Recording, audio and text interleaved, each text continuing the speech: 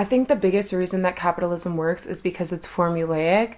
It's the fact that prices have been increasing ever since prices were created.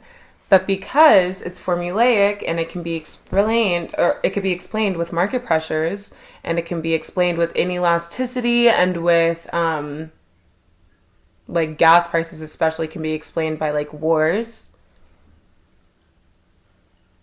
That's a different story. People agree with it because it is within, I feel like, human nature to want consistency or to at least want predictability or familiarity, because there's comfort in familiarity. I'm not going to lie. There's comfort in knowing what to expect. But I feel like one of the biggest reasons that our ancestors were able to inspire so much change is because they grew up in such a tumultuous time that every day after the next was so unpredictable that they were forging through that unpredictability to find a better tomorrow. But because now we've been placated with so many things like social media and with like the school system, even just the way that that's formulaic. Like, of course, education is necessary. Education should happen. It needs to happen, of course. The way that it is consistent, the way that it is, long story short, the people that have not been afforded consistency or the ones that have found discomfort in consistency are the ones that have changed the world.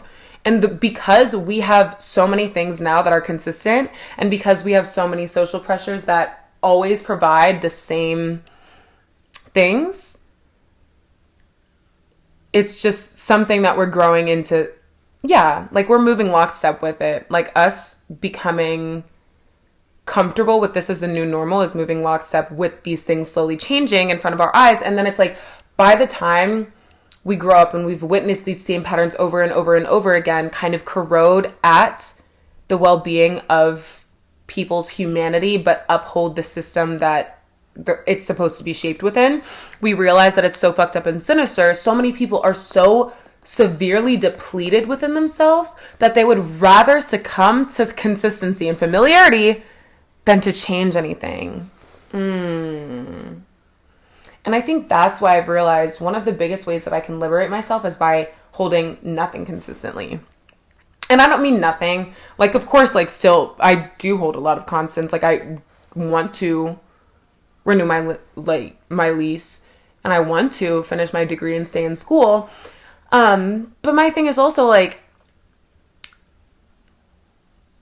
I feel like on a day-to-day basis, inconsistency for me looks like just taking different fucking buses, walking around places that I didn't go, making ideas, carrying notebooks with me everywhere and writing the fucking ideas down for every single square inch of everything that I have, because my ideas are revolutionary. Ideas, period, are revolutionary. Anyone's ideas are revolutionary. Because some of my most developed, intricate-ass ideas have come from creative ones, just like creative artistic expression. And that's why I'm like, I'm never going to let that be taken away from me.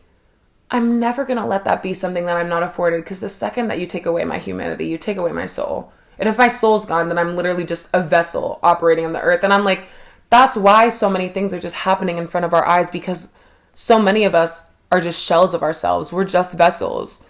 You need to reach for your fucking soul. You got to grab it.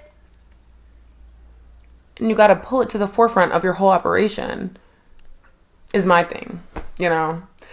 So,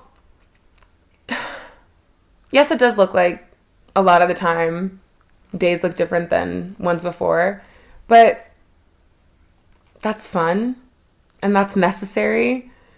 And it is uncomfortable doing things that I didn't know before, that I haven't done extensively before, but it's exciting. It's so exciting. Exploration is incredibly exciting, and it's so rewarding. It makes me so happy. And I'm so fucking proud of myself that I was able to,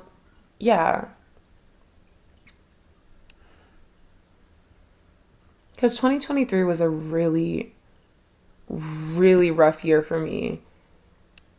And the fact that I realized in that stagnation, not that my soul should succumb or that my mind should succumb, but rather that I need to decrease the level of access circumstances that make me feel that way about my mind and my soul have to my life.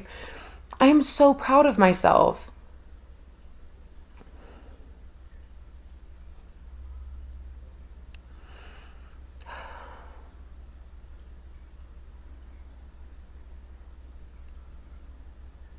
I'm really fucking proud of myself. And I am so excited to continue to make myself proud by never losing my humanity. Like, as long as I have books and documentaries and a little bit of acrylic paint and cardboard, I'm okay. I am okay. I will be okay. And there are ways to get warmth and food and water, even if my housing were to fall out from under me. Not saying at all that it would be a happy thing, but if I can maintain my humanity and maintain the idea that I know I'm not supposed to live like this, and that I know that the circumstances that the world provides me with are not ones that I am bound to, means that no matter the fuck what, say everything does crash, if I can sew, and if I can maybe like hunt and fish and like identify diseases and do certain things, like, yeah, it fucking sucks. It would fucking suck. But also, like, what if it didn't? And not to be like, oh, homelessness is like glorified. No, it's the fact that people are being continually served an image of the fact that, well, first of all, there's barriers to access of like biological needs. Housing, food, water, shelter, all that. Well, shelter, housing, same difference. But then on top of that, it's the fact that like there's barriers to accessing education that would be necessary to be able to live outside of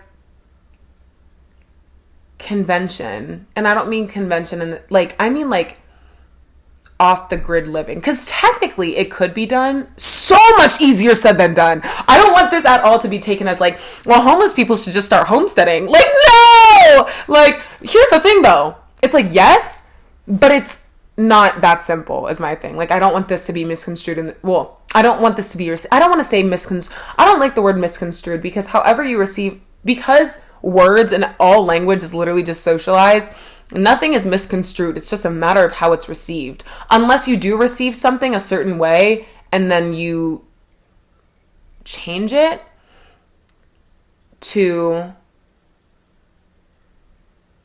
yeah. But I'm just like, I don't know.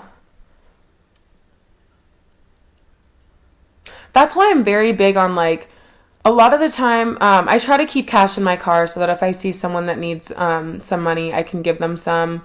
And then I like to keep food and just snacks and books.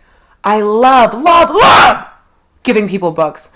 And especially considering that like exploration is one of the things that affords you your best humanity. Like, if I don't have a ton of money with me, and this might not make a lot of people's fucking day, which is, it just fucking sucks to know, because I'm like, education is power, but also education is not going to fucking feed you. Like, you're not going to be, yeah. So I understand, like, if anyone wouldn't want that, but the times that I have given people books and had books in my cart to be able to give people, they've really fucked with it. They love the aspect of literally just being afforded exploration whenever exploration is being increasingly obstructed.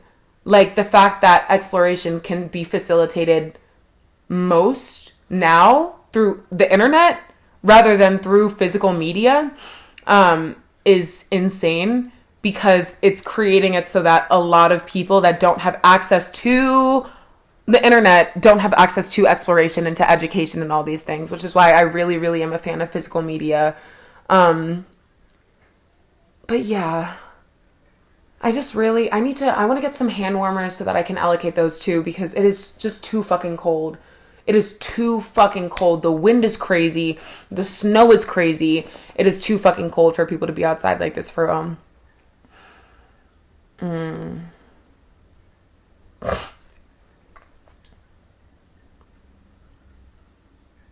Yeah.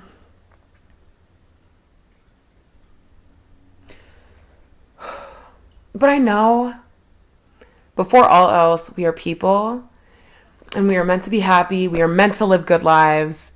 And it is possible. There's so many systemic barriers, and not at all saying that possibility equates to ease. No. But it does mean that it can be accomplished. But yeah. Yeah.